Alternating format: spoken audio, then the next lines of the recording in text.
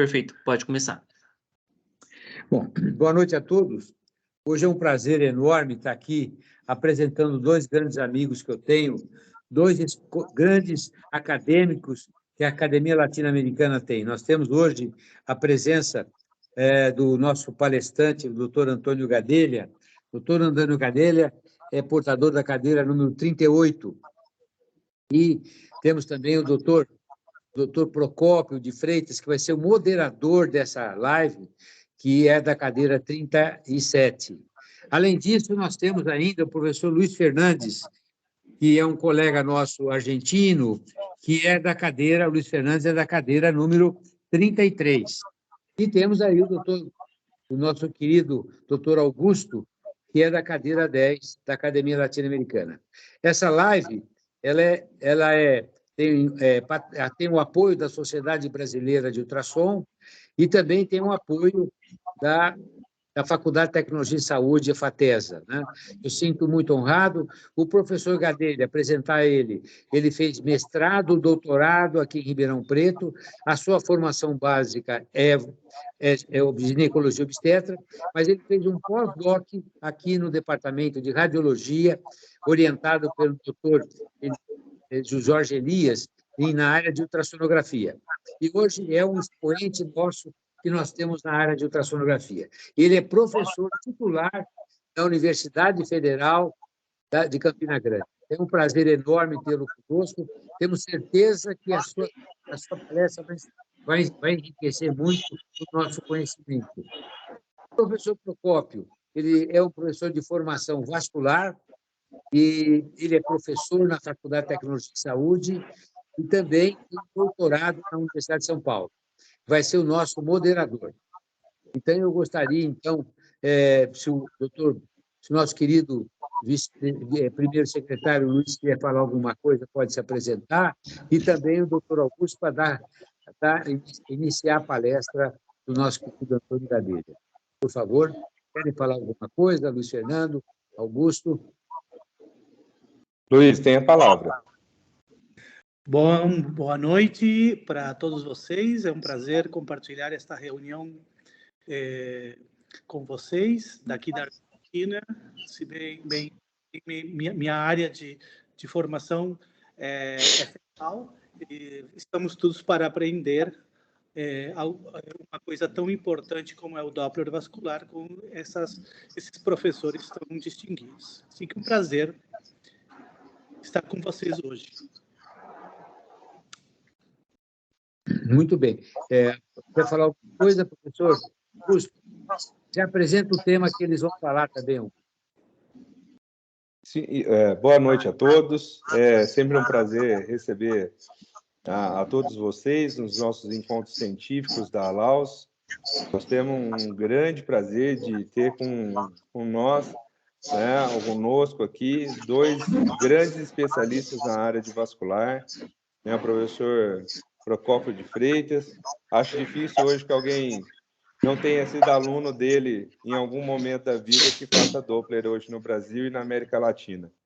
E o professor Gadelha, que tem a vasta experiência, não só da sua formação aqui, mas todo o trabalho que ele desenvolve na Paraíba, hoje na área de Doppler, é uma referência para a gente dentro da Sociedade Brasileira de Ultrassonografia e também dentro da Academia Latino-Americana de Ultrassonografia. O tema não poderia ser mais oportuno, atualizações na área de Doppler, Eu falo que toda vez que a gente abre um assunto como esse, há um grande frenesi de todo mundo querer saber o que é que há de novo, o que nós temos de estudo, haja vista que o Doppler já tem tantos anos de estudo, mas eles podem ficar certos que esses dois professores têm muito aí o que atualizar vocês. Tá? Muito obrigado pelo aceite do convite, da participação, e espero que todo mundo aproveite muito bem a nossa aula. Obrigado, professor. Então, vamos começar, professor. Boa noite a todos. Obrigado pela apresentação. Agradecer o convite feito pelo professor Mawad, ele que foi meu orientador de mestrado e doutorado. Eu morei 6 anos em Ribeirão Preto, época muito boa, onde fiz muitos amigos. agradecer muito a tudo o que eu sei de ultrassom, eu iniciei com ele. Comecei com a ginecologia obstetrícia e terminei aí no vascular com o Procópio. Passei um tempo na rádio e minha formação toda ecográfica é de Ribeirão Preto, que agradeço muito. Quero agradecer ao Augusto as palavras, quero muito prazer, Luiz, conheci hoje à noite, da Argentina, e eu quero manifestar a minha maior alegria de ser coordenado pelo professor Procópio de Freitas. Para mim, é o melhor professor de ultrassom vascular do Brasil e é meu pai da ultrassonografia vascular. Então, eu vou compartilhar aqui minha apresentação.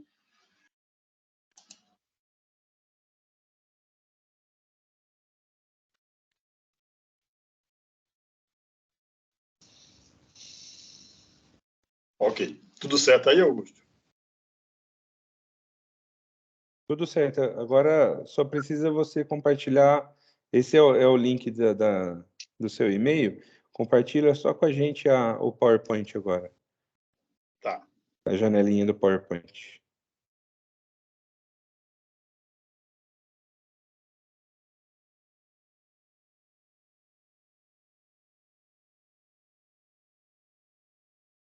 Acho que se você colocar para compartilhar de novo, ele vai te dar a opção do... Eu vou sair, então. Isso, pode... Isso. E pode colocar para compartilhar, e ele vai te abrir a páginazinha da tua aula.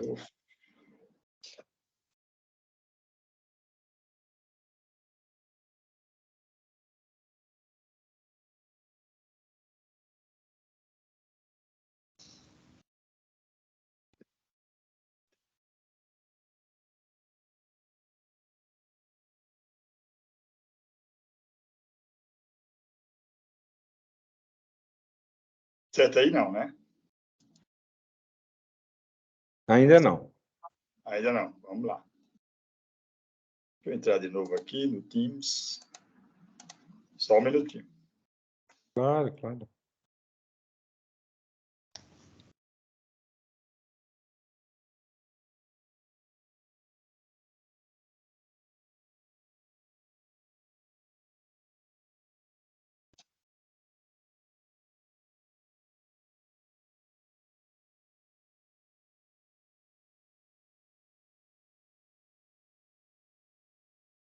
Está compartilhando o e-mail. Né?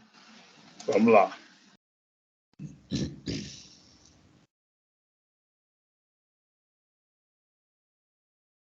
E agora, Augusto? Não? Não, ele continua compartilhando a tua tela do... Eu vou fechar o e-mail, então. É. Tá, vai.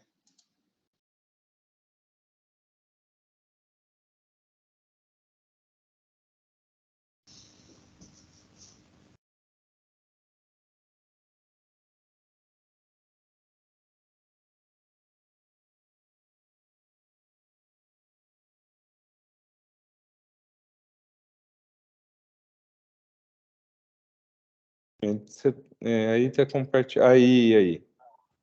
Pronto, agora deu, né? Isso, agora é só colocar para apresentar ali, e acho que ela vai jogar. Isso, Certíssimo. perfeito. Obrigado. Pronto. Obrigado. Então, nós vamos falar sobre novas aplicações do Doppler vascular. As principais aplicabilidades do Doppler vascular são o Doppler da aorta, onde a gente vai avaliar, dar o diagnóstico de aneurismas, acompanhamento de aneurismas e também diagnóstico e acompanhamento de aterosclerose aorta. O Doppler das artérias renais, onde a gente vai dar o diagnóstico de estenose das artérias renais, avaliar as artérias intrarrenais, avaliar as artérias renais e sua relação de velocidades com a artéria aorta, no índice renal aórtico, o Doppler de carótidas, o Doppler arterial dos membros inferiores e membros superiores e o Doppler venoso dos membros superiores e membros inferiores. Devido à extensão do tema, nós deixamos aqui a ideia para fazer novas lives da LAUS de Doppler de aorta e Doppler de artérias renais. E nós vamos falar sobre dupla de carótidas, dupla arterial dos membros inferiores e membros superiores e dupla venoso dos membros superiores e inferiores. Então, falando inicialmente de dupla de carótidas, a principal indicação do dupla de carótidas é exatamente na aterosclerose carotídea. Isso porque 90% da doença carotídea é aterosclerótica. A aterosclerose carotídea é uma doença que evolui de forma benigna e com sintomatologia lenta.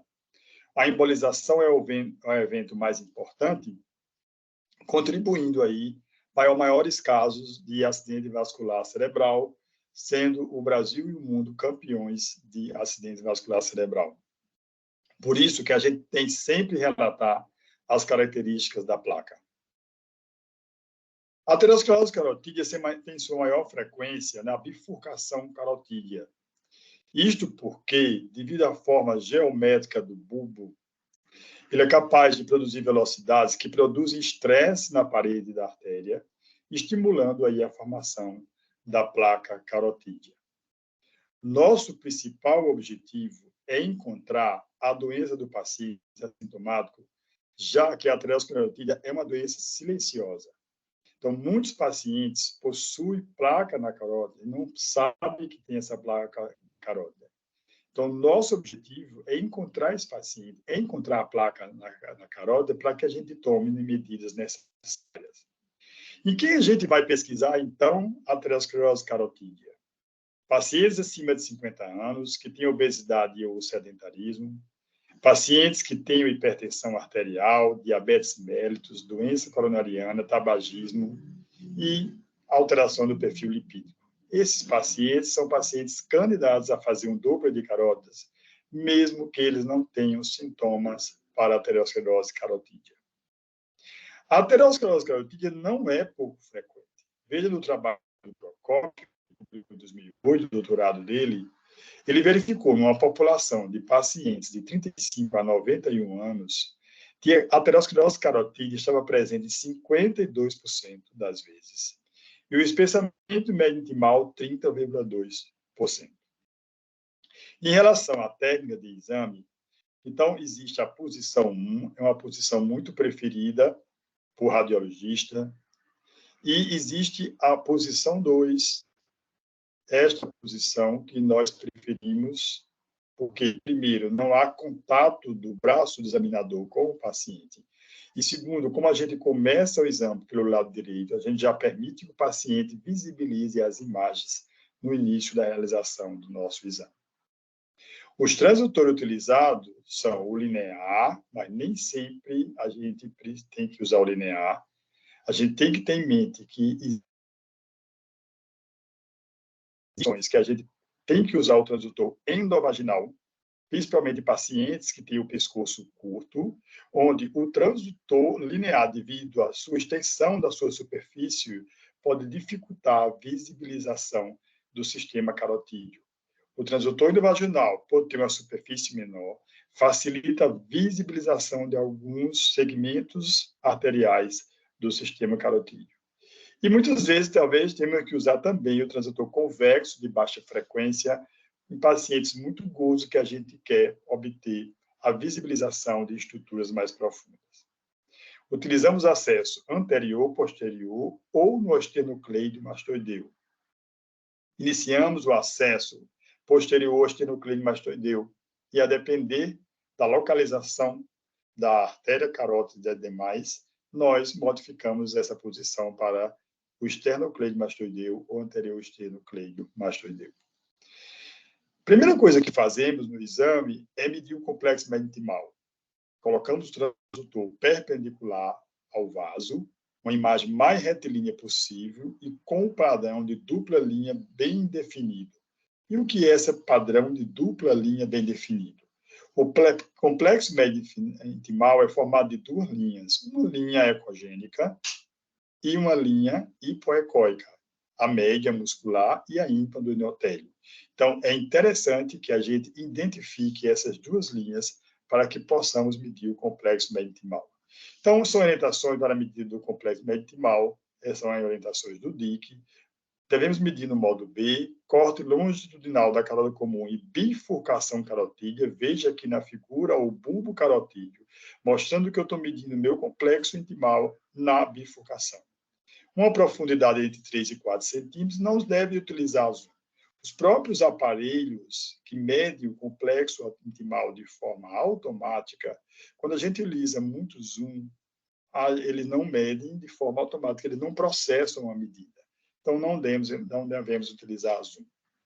A medida tem que ser a 1 centímetro da bifurcação carotídea, parede posterior da carótida comum, à direita e à esquerda, e a medida preferencialmente tem que ser feita de forma automática. Aí me perguntam, meu aparelho não tem medida automática. Eu posso medir o complexo intimal desde que se coloque os cálipes adequadamente, para que não haja nem subestimação, nem superestimação das medidas. O DIC recomenda que aqueles que não têm medida automática nos seus aparelhos, que realizem 5 medidas de cada lado, obtendo-se o valor médio do complexo médio intimal, para diminuir aí a variabilidade da medida sendo feita pelo método manual. Aqui, uma orientação interessante do consenso de Mahaia é que o complexo médio intimal, o posicionamento dos cálipes tem que ser pelo menos uma distância de um para o outro de 10 milímetros. O próprio aparelho ele não vai medir automaticamente se você não mantiver essa distância de 10 milímetros. E ele tem que ser medido numa área longe de placas carotídeas. Uma vez com esse valor do complexo médio intimal, nós comparamos o valor do nosso paciente com as curvas de normalidade existentes na literatura. Aqui citando algumas, a ELSA Brasil, a MESA e a CAPS. Nós aplicamos na tabela que se adequa mais ao paciente em relação ao sexo, à idade e à raça. E consideramos como complexo médio intimal espessado acima do percentil 75. Um dado interessante do consenso de Mahaia é que a gente tem que saber diferenciar complexo médio intimal de placa carotídea. Complexo médio intimal é aquele cujo valor está acima das curvas de normalidade e abaixo de 1,5 milímetro. Placa carotídea é aquela em que o espessamento da carótida é acima de 1,5 milímetros. Então, se a gente está medindo um espessamento, esse espessamento é maior do que 5 milímetros, a gente vai denominar espessamento de placa carotídea. Na sequência, vamos pesquisar as placas no modo B, melhor forma de identificar essas placas no início da nossa avaliação, e depois vamos utilizar o Doppler colorido e o Doppler espectral. Quando utilizamos Doppler espectral, não vamos imediatamente medir as velocidades. Primeiro, vamos estudar a característica do espectro. Vejam, isso aqui é uma carótida comum, em que é uma artéria bifásica, e se tivermos uma carótida comum trifásica, a gente pode estar diante ou de um artefato, ou de um erro aí na nossa metodologia, ou de uma patologia como estenose da carótida interna, insuficiência aórtica. Devemos avaliar também o espectro da carótida externa, que pode aparecer trisfásica, e da carótida interna, que é sempre bifásica, e das vertebrais. Então, quando fizermos o espectro de onda, temos que avaliar a característica da onda e depois medir as velocidades. Terminamos o exame com a avaliação da carótida subclávia, colocação do transdutor endovaginal na fúcula do paciente, onde à direita a gente vai ver o tronco braquicefálico, a carótida comum e a subclávia, e à esquerda a gente vai ver a carótida comum e a subclávia saindo diretamente do arco aórtico. Por que isso é importante? Porque muitas vezes todo o exame está normal, não existe placa na carótida comum, interna, externa e vertebral. E, no final do exame, ao avaliarmos o tronco braquicefálico aqui, a gente vai ver que tem uma placa aqui na emergência da artéria subclávia. Isso é extremamente importante. Se não tivesse feito essa parte do exame, o paciente ia sair com um exame normal. A presença dessa placa reclassifica o risco do paciente, principalmente para os cardiologistas, que quando pedem o exame, querem saber se existe espessamento médio intimal ou placa carotídea. Na sequência, avaliamos a característica da placa E vamos avaliar essa característica em relação à ecogenicidade, ecotextura, morfologia, localização e extensão. Isso a gente tem que deixar uma colinha do nosso lado para que todas essas características sejam colocadas no nosso relatório. Em relação à ecogenicidade, nós vamos classificar essas placas como hipoecogênica, ecogênica sem sombra acústica posterior e ecogênica com sombra acústica posterior, que é a placa calcificada. Por que isso é importante? Porque a placa hipoecogênica é uma placa rica em colágeno, tem um conteúdo lipídico importante e é a placa que mais emboliza, dando um prognóstico já para o médico que está avaliando o nosso exame. A placa fibrolipídica é uma placa ecogênica sem sombra, que emboliza menos frequentemente, e a placa calcificada não tem risco de embolização. Então, essa informação é extremamente importante no nosso laudo. Em relação à ecotextura, vamos classificar essa placa em homogênea ou heterogênea. Uma placa homogênea é aquela placa uniforme, sem mistura de ecos. Uma placa heterogênea é uma placa com mistura de ecos altos, médios e baixos. Então, aqui em cima, vemos uma placa hipoecogênica, uma placa homogênea, e aqui embaixo vemos placas ecogênicas sem sombra e ecogênica com sombra acústica posterior. Então, é o segundo dado que temos colocado no nosso relatório. Devemos informar também a morfologia, a superfície da placa, se é regular, se é irregular ou se existe úlceras. Por que isso é importante? Porque uma placa com superfície irregular ou com úlceras tem maior risco de embolização. Colocamos também a localização, onde a placa está localizada na carota comum interna, externa, tronco braquicefálico ou subclávia. Damos detalhes dessa localização. Por exemplo, a placa estende-se desde 10 milímetros da carota comum distal até toda a extensão do bulbo carotídeo. Essa informação é extremamente importante para quem está lendo o laudo, porque ele se localiza dentro do exame que foi feito naquele paciente. A gravidade da placa está relacionada ao grau de estenose. Por isso, a gente tem que quantificar essa estenose. E a gente vai quantificar as estenoses não significativas pelo modo B. E a gente vai quantificar as estenoses significativas pelo Doppler. O que seria uma estenose significativa? Seria aquela estenose que promove alterações nas velocidades Doppler, alterações no meu espectro Doppler. Então, se eu estou diante de uma estenose não significativa, eu vou quantificar essa estenose, que eu posso usar o método de Nassett ou o estudo europeu. O método de Nassett, note que ele usa o diâmetro interno da carótida, onde não existe placa, diminui a parte pévia da carótida, onde existe a placa, e divide novamente pela parte pévia, pela parte onde não existe placa. O estudo europeu, ele utiliza aqui o C, que é o diâmetro interno da porção da artéria onde existe placa, diminui pelo B, que é a parte pévia, na mesma localização, e divide pela parte C. Que método utilizar? Esse trabalho, ele mostrou uma acurácia melhor com o estudo europeu do que o Nassett, e daí a gente prefere utilizar o estudo europeu do que o Nassett. E o critério hemodinâmico? O critério hemodinâmico vai determinar as estenoses significativas, as estenoses que têm repercussão hemodinâmica. Em 2003, o Consenso de Radiologia dos Estados Unidos, ele publica esse consenso. O que o consenso fala? O que ele valoriza? Ele utiliza como parâmetros primários para determinar a estenose carotídea o pico de velocidade sistólica na carótida interna. Como os parâmetros adicionais, ele utiliza o índice sistólico, nada mais é do que a relação da velocidade sistólica da carótida interna com a carótida comum, e utiliza também a velocidade diastólica final na carótida interna. Então, o consenso, ele considera indivíduos normais aquele que não tem nenhuma placa. Vejam que o pico de velocidade sistólica desses pacientes na carótida interna é abaixo de 125. Eles têm um índice sistólico abaixo de 2 e eles têm uma velocidade diastólica na carótida interna abaixo de 4. O indivíduo que tem placa, ele não é um indivíduo mais sem nenhuma alteração.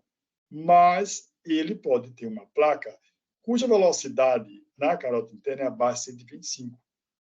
O índice sistólico abaixo de 2, a velocidade diastólica final na carótida interna abaixo de 4. Então, esse é um paciente que não tem uma estenose significativa. Esse paciente, a estenose dele vai ser quantificada pelo modo B, o modo anatômico. Agora, se o paciente tem uma estenose que o consenso considerou significativa maior ou igual a 50%, então ele vai ter uma velocidade na carótida interna de 125 a 230, índice sistólico de 2 a 4, e uma velocidade diastólica final na carótida interna de 40 a 100. E aí o paciente pode ter uma estenose mais severa, acima maior ou igual a 70%, cuja velocidade é maior que 230. Um índice sistólico maior do que 4 e uma velocidade diastólica final na carótida interna maior do que 100. Então, esse é o consenso que surgiu em 2003, todo mundo passou a fazer utilizar esse consenso, mas ele já foi motivo de críticas, de comentários. Então, em 2011, o Abu Hamma fez um trabalho muito conhecido de todos, onde ele relatou que o consenso tem uma acurácia boa, mas eles acharam que na estenose de 50% a 69%, eles encontraram um ponto de corte não de 125 a 230, que o consenso falava, mas de 140 a 230. Essa observação foi feita pelo Abu Hamma. Deixando agora Doppler de Carotis, falando de Doppler arterial dos membros inferiores, outra indicação importante de quem faz angiologia, para que a gente chegue ao diagnóstico da doença arterial obstrutiva periférica, que é a principal solicitação desse exame, a gente tem que entender um pouco de física, hemodinâmica e correlacionar com nossos conhecimentos em medicina. Então, veja bem, pelos postulados de Bernoulli e Poiseuille, sempre que há uma estenose em um segmento tubular onde corre um fluido, ocorre um aumento das velocidades de fluxo sanguíneo para que seja mantido o fluxo constante deste segmento vascular. Falando de fluxo sanguíneo, que se refere à nossa especialidade, a medicina. Isso é a mesma coisa que acontece com nossas atividades diárias. Se a gente diminui a área de uma mangueira, que é um tubo que corre um fluido, que é a água, a gente vai aumentar a velocidade média, porque a área é inversamente proporcional à velocidade média. É o que acontece na doença arterial obstrutiva periférica. A presença de uma placa leva a um estreitamento do segmento arterial, promovendo aí uma estenose que, quando é significativa, a gente vai ter aumento das velocidades. Então, quando a gente tem uma estenose em uma artéria, a gente vai ter alterações pré-estenóticas e pós-estenóticas. As alterações pré-estenóticas, aqui mostrando no Doppler colorido, a gente vai observar um aliasing que nos ajuda a localizar o ponto da estenose. E, posteriormente a essa estenose, a gente vai ter uma vasodilatação, porque ocorre uma abertura da microcirculação quando há uma estenose significativa. Então, a doença arterial obstrutiva periférica nada mais é do que fenômenos arterioscleróticos sistêmicos que podem evoluir para estenoses ou oclusões. O principal sintoma é a claudicação intermitente, que à medida que essa doença progride, o paciente pode sentir dor e desconforto durante a caminhada, que desaparece com o repouso, mas no evoluir da doença ele pode apresentar até dor em repouso. Como fazer o diagnóstico dessa doença?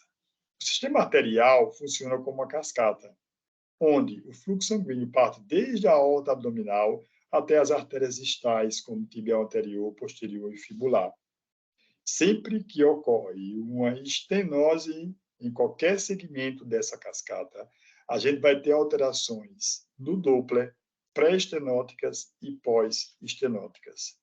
Então, uma estenose está relacionada a alterações hemodinâmicas antes e após a obstrução que a placa está acometendo neste paciente. Então, as alterações pré-estenóticas caracterizam por aumento do pico de velocidade sistólica acima de 100%, se a gente comparar a velocidade que a gente está examinando no local da estenose com a velocidade que a gente examina no segmento arterial sem placa, distante da estenose. Então, essa alteração estenótica, pico de velocidade sistólica maior de 100%, nos diz que a gente tem uma estenose significativa. Se a estenose é bem importante, a gente já pode observar aqui, uma ausência da onda 2 da resistência periférica. Tá. E após a estenose, o que pode acontecer? A gente falou que após a estenose, existe a abertura da microcirculação. Então, uma artéria tibial, por exemplo, que era para ser apresentada trifásica, apresenta-se bifásica diante da alteração anterior de estenose significativa, promovendo aumento da velocidade antes da estenose e diminuição e alteração da onda 2, a resistência periférica, após a estenose. E na oclusão, o que acontece? Na oclusão, quando a gente vai chegando próximo à oclusão do nosso exame, nós vamos observar que o pico de velocidade sistólica vai caindo, vai se tornando fluxo hipossinético. E após a estenose, como é a oclusão, a gente vai observar o chamado alargamento espectral, a onda Tardus-Pavus. E falando de Doppler venoso, as principais aplicabilidades do Doppler venoso são a insuficiência venosa e o diagnóstico e acompanhamento da trombose venosa. Quando é que se solicita um exame de Doppler venoso? Se o doente procura o médico com queixas relacionadas a alterações venosas, é aquele paciente que já tem sintoma de veias, tem muitas varizes, e procura o médico para que ele solicite um Doppler venoso para ver como é que está essa insuficiência ou se existe a agência de trombos. Se o doente procura o médico por queixas não venosas, procura-se um diagnóstico secundário. É aquele paciente que tem dores nos membros e procura o ortopedista porque tem uma dor no membro. E aí ele não encontra nenhuma alteração do ponto de vista ortopédico e solicita um Doppler venoso para saber se a alteração não é venosa. Ou se o médico pesquisa trombose venosa profunda decorrente de doenças clínicas, traumatismo pós-operatório, pós-parto, um exame que foi muito solicitado no COVID, porque dava alterações de trombose nos pacientes que apresentavam COVID. Para fazer esse exame, tem que ter conhecimentos necessários, são imprescindíveis. A gente tem conhecimento da anatomia do sistema superficial e profundo dos membros superiores e inferiores, saber diferenciar veias comunicantes e perfurantes, reconhecer a hemodinâmica do retorno venoso e realizar o mapeamento venoso, identificando aí se existe ou não trombose, identificando aí se existe insuficiência de tronculares e de perfurantes. Então, temos que ter conhecimento do sistema profundo, desde as femorais até as artérias, até as veias plantares. Temos que ter conhecimento do sistema superficial, onde estão localizadas o sistema magno e o sistema pava. Temos que, no corte transverso, identificar uma derme, um sistema superficial e um sistema profundo. Devemos saber que o sistema superficial vai desde a pele até a face muscular. E o que sistema profundo, ele começa a partir da face muscular profunda. Devemos saber também o que é uma veia comunicante, que é uma veia que comunica vasos do mesmo sistema. Citando aqui a veia de Giacomini, que comunica duas veias do sistema superficial. Devemos também saber o que é uma veia perfurante, que não comunica vasos do mesmo sistema. A veia perfurante, ela comunica o sistema superficial com o sistema profundo. E devemos saber o que é uma veia varicosa, que nada mais é do que o ramo de uma veia. A função da veia é trazer o sangue de volta ao coração depois de ter cumprido a sua função de trocas metabólicas e térmica no tecido. A função da válvula é orientar a direção do fluxo venoso, que está sempre em direção ao coração em condições normais. Aqui mostrando 3 situações. Aqui, o retorno venoso normal. Aqui mostrando uma válvula normal, quando se promove uma manobra de Valsalva, ela fecha. E aqui mostrando que quando há lesão valvular, o fluxo reflui. A gente vai obter um refluxo. Estou aqui mostrando no filmezinho o retorno venoso e as veias orientando o retorno venoso em direção ao coração. As veias normais, elas têm uma parede fina, lumen anecoico e são compressíveis ao modo B. No duplo colorido, o fluxo é espontâneo e fásico. O fluxo está sempre na direção do coração, como falamos. Ele desaparece, cessa com a manobra de Valsalva e aumenta com a compressão distal.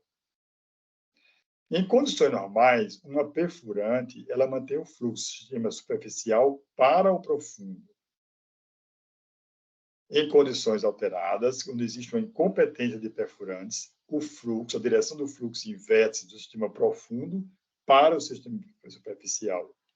Isso leva a desenvolvimento de varicosidades superficiais, descoloração, espessamento e ulceração da pele. Em relação à técnica do exame, nós começamos com a medida das veias, que estão em todo o sistema superficial e profundo. Depois utilizamos a manobra de compressibilidade da veia, mostrando aqui, já afastando a existência de uma trombose. Depois observamos se a veia tem um fluxo fásico e espontâneo. E depois vamos usar as manobras para verificar se existe perviedade, competência e incompetência. Então, veja aqui, a gente está diante de uma veia que está pérvia, tem um fluxo espontâneo, e que se a gente não observar esse fluxo espontâneo, a gente faz uma compressão distal para observar o fluxo.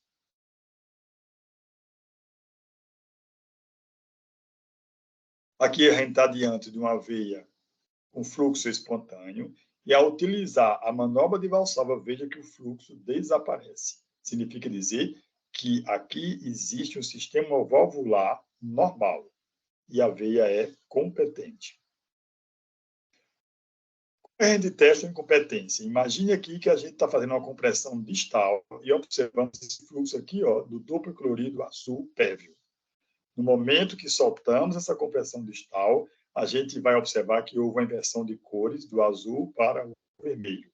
Então, tirando a compressão, houve uma mudança de cor, e essa mudança de cor, se for um tempo superior a 1 segundo, a gente está diante de uma veia incompetente. Quando a gente tem dúvida se a veia é incompetente, a gente usa o Doppler espectral para comprovar este refluxo, principalmente quando a gente usa manobras ou a manobra de Valsalva. O mapeamento venoso é concluído com o relatório das perfurantes incompetentes. Então, vamos informar toda a situação das veias profundas, das veias superficiais e do sistema de perfurantes. Mas se a gente não tem fluxo espontâneo, faz uma compressão distal, não tem fluxo, ou a gente está diante de um erro nosso de metodologia, um PRF muito alto, ou outra alteração, ou a gente está diante de uma oclusão, que é a trombose venosa, a gente vai dar diagnóstico pelo Doppler. O Doppler na trombose venosa, esse exame é sempre solicitado quando o paciente apresenta algum sintoma de TVP. Veja o que dado importante. 30% a 50% dos sinais e sintomas de trombose venosa profunda não é trombose venosa. Pode ser uma infecção de tecido subcutâneo, ruptura muscular, miosite, uma fadiga muscular, um hematoma, uma ruptura cisto de Baker ou alterações articulares. E, nestes casos, esse exame é solicitado, porque tem esse grande medo do paciente estar apresentando uma trombose. E notem também que 50% dos pacientes que têm TVP na ecografia, eles não têm sinal clínico. Ele tem uma trombose, mas ele não sabe que tem, e aí existe o grande risco da embolia pulmonar, grande risco que pode levar à morte do paciente. Tudo está relacionado ao mecanismo de formação do trombo, da tríade Vitio, conhecido por todos, onde a gente tem envolvido a estase, a hipercoagulabilidade e a lesão endotelial. Baseado em um desses fatores, nós fizemos um trabalho que nós fomos verificar qual é a frequência de pacientes que tinham varizes membros inferiores com diagnóstico clínico que apresentavam insuficiência venosa. Vejam como é frequente a insuficiência venosa em pacientes que têm varize, 50% dos casos. Isso leva a uma estase, um fator pré-exponente para a formação de trombos. Os métodos de avaliação da TPP no Doppler são compressão guiada por ultrassom, Doppler colorido e Doppler espectral. Estou mostrando aqui, ó, a gente utilizando a compressão da veia, ela comprime normal, mostrando que não existe trombo. Se tiver um trombo, a gente não vai conseguir o colabamento da veia, mostrando o diagnóstico de trombose. Compressão do ultrassom para a trombose, a acurácia é boa, 97% a 98%. Mas veja nesse trabalho, quando se utilizou só a compressão para as veias distais, a sensibilidade foi de apenas 57%. Portanto, essa avaliação para a trombose não deve ser feita só com a compressibilidade. Lembrar sempre de relatar trombos flutuantes, que é aquele trombo onde a extremidade do trombo não adere à parede venosa. Isso é um sinônimo de alerta. Esses trombos são mais fáceis de embolizar, de levar à morte do paciente.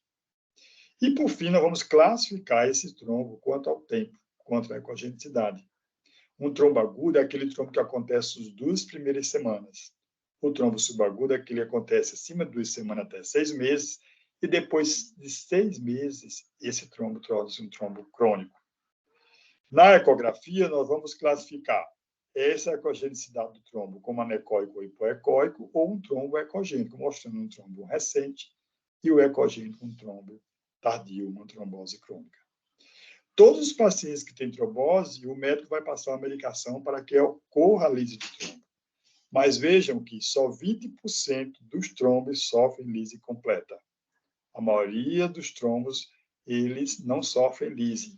E eles progridem para as alterações pós-trombóticas crônicas, melhor denominada do que trombose crônica, para que não haja impacto na informação para o paciente, que se caracterizam por espessamento difuso da parede, espessamento focal da parede, septação do lume da veia, redução do lume da veia, cordão fibroso ou não visibilização da veia. Estou mostrando aqui uma paciente que teve uma trombose, que usou a medicação, o trombo cronificou, não houve a lise completa, e a gente observa aqui um espessamento difuso da parede. Esta é a minha cidade, Campina Grande, no nordeste do Brasil. É uma cidade de clima ameno, as noites são frias durante todo o ano, devido à sua altitude. Quero agradecer a atenção de todos e estou à disposição para alguma pergunta.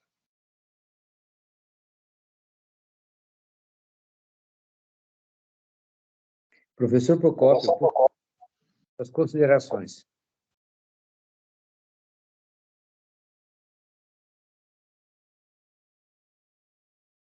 Procópio?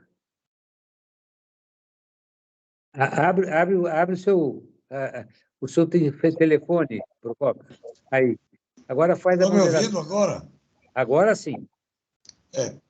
Muito bem. Já conheço o Dr. Gadelha há muito tempo. Ele sabe fazer a coisa, ele faz ultrassom muito bem e conhece muito bem o ultrassom vascular. A apresentação dele foi muito boa, logicamente, dentro das possibilidades de tempo, né? Ele apresentou o que é mais indicado atualmente no uso do ecodoppler, de uma maneira geral, certo? E, baseado nisso, vou deixar para o pessoal fazer pergunta para a gente responder.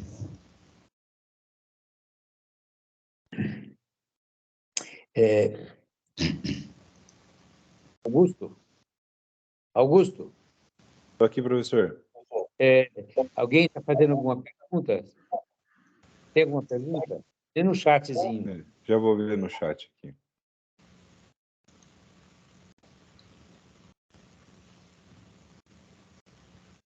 Bom, até o pessoal ir perguntando aqui, se vocês me permitem, eu gostaria de fazer uma pergunta.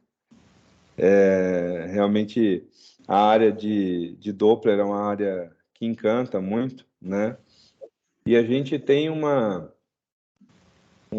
assim, eu sempre digo que a gente sempre tem uma dúvida sobre avaliação venosa de membro inferior, né? Hoje mesmo nós tivemos um caso bastante importante aí na nossa clínica, né, um paciente com uma trombose crônica não tratada, com mais de 6 meses, já recanalizada após um trauma no futebol, né? Quer dizer, ele veio, na verdade, porque ele percebeu uma diferença de nível, né, no tecido subcutâneo.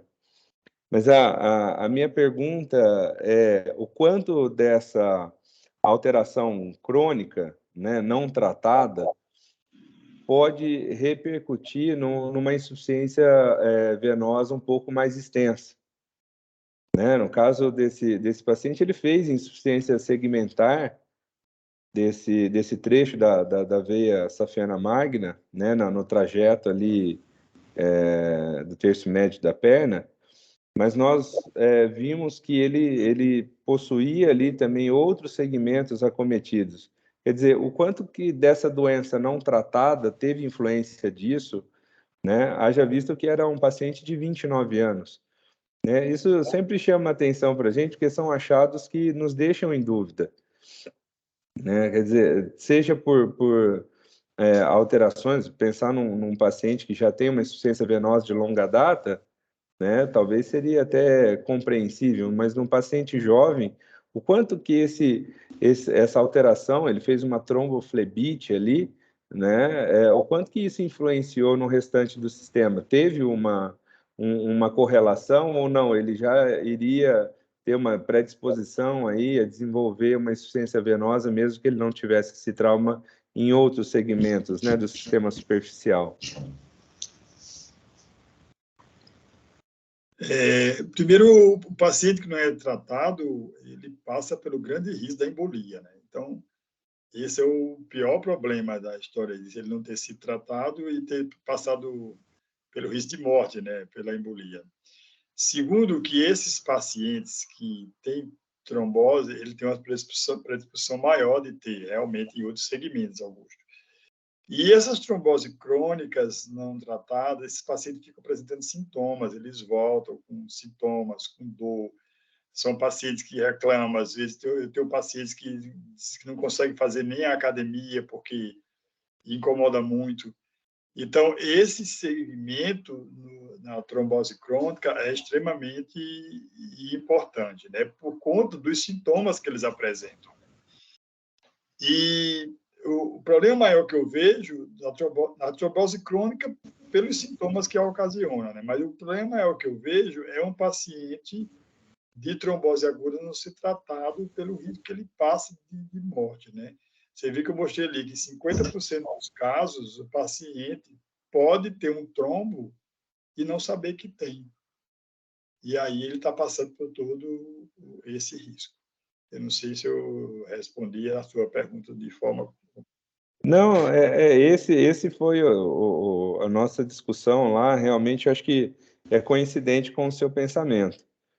Eu acho que houve um risco aí, talvez até a questão da idade tenha sido algo que tenha sido um fator a favor desse paciente. Mas o fato é que ele teve repercussões em outros segmentos. Não sei se o professor Procopio quer comentar sobre isso também, mas esse Augusto, foi o nosso raciocínio. Augusto, há uma situação nova atualmente.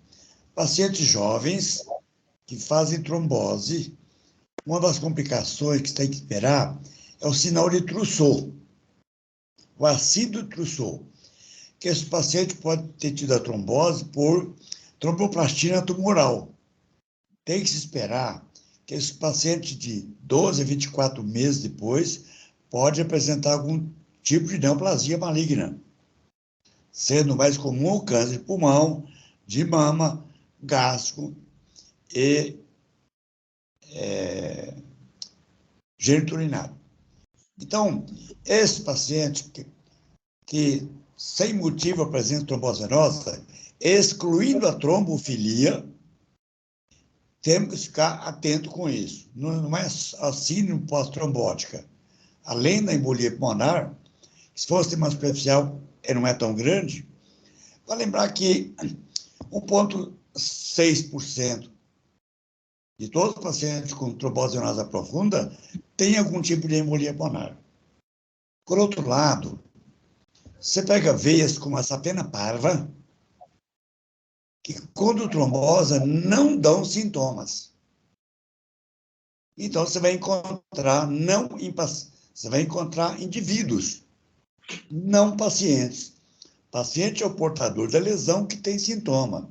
Indivíduo é o portador de uma lesão que não tem sintoma. Então, você vai encontrar milhões de pacientes no mundo todo que tiveram trombose de veia superficial, tipo sapena parva, e que não apresentam sintoma nenhum.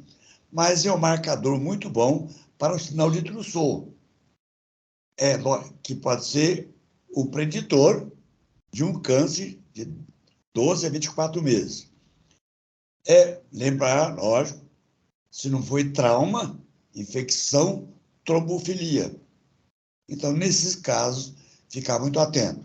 A trombose venosa profunda é mais simples, mas a trombose venosa superficial, quando o paciente não apresenta qualificação para isso, o problema mais sério não é nem embolia pulmonar, mas é a presença do tumor liberando tromboplastina parcial, que vai levar o paciente à morte. Então, esse é um dos fatos importantes para a trombose venosa superficial. Logicamente, mulher jovem, aqui estou na frente de grandes especialistas, como o professor Mauad, professor Augusto, que os hormônios e o controle dos hormônios através de anticoncepcional, que fazem o quê? Marginação do leucócito, diminui o quê? A fibrinólise endógena também leva a trombose. Então, tem que excluir esse paciente, e na gestação também. Então, podemos acrescentar quando se vê um paciente com trombose crônica. Recentemente, vocês conhecem o Dr. Marcos Vinícius Papa, que foi meu consultório, é um cardiologista, e ele foi para uma pequena trombose nos músculos solear. E, ao examinar, ele tinha uma trombose venosa crônica com um trombo flutuante fêmuro-poplíteo, que esse trombo, ele nunca sentiu sintoma. E se esse trombo se soltar, ele é maior do que o volume da artéria pulmonar. Você tem o quê? Uma obstrução aguda da artéria pulmonar com morte iminente. Então, dois fatos eu acho relevante. A trombose venosa profunda sem sintomas e a trombose venosa superficial sem sintomas. A profunda, assim como a superficial, pode indicar um futuro tumor que o paciente vai apresentar. Excelente, professor. Muito bom. Professor Mauad, queria agradecer aos professores também e pedir ao senhor faça o nosso encerramento aí pelo nosso tempo. E as perguntas que foram mandadas aqui pelo chat, eu vou repassar aos professores e me comprometo a encaminhar aos nossos convidados para que eles possam também ter as suas respostas aí da participação.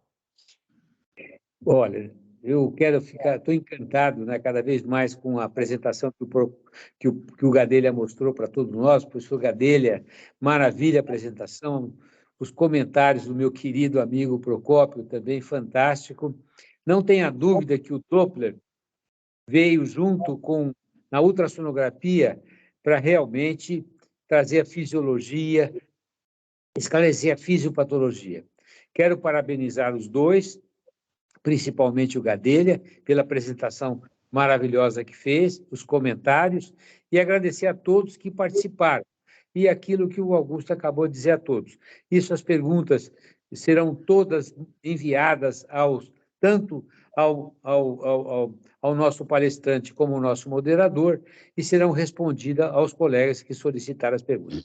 Agradeço a todos e quero cumprimentar, e uma boa noite a todos, que vocês tenham uma noite sem Doppler profundo nem superficial, né? Sem nenhuma vasculopatia, viu? Que tenham um bom sono. Boa noite a todos e até a próxima.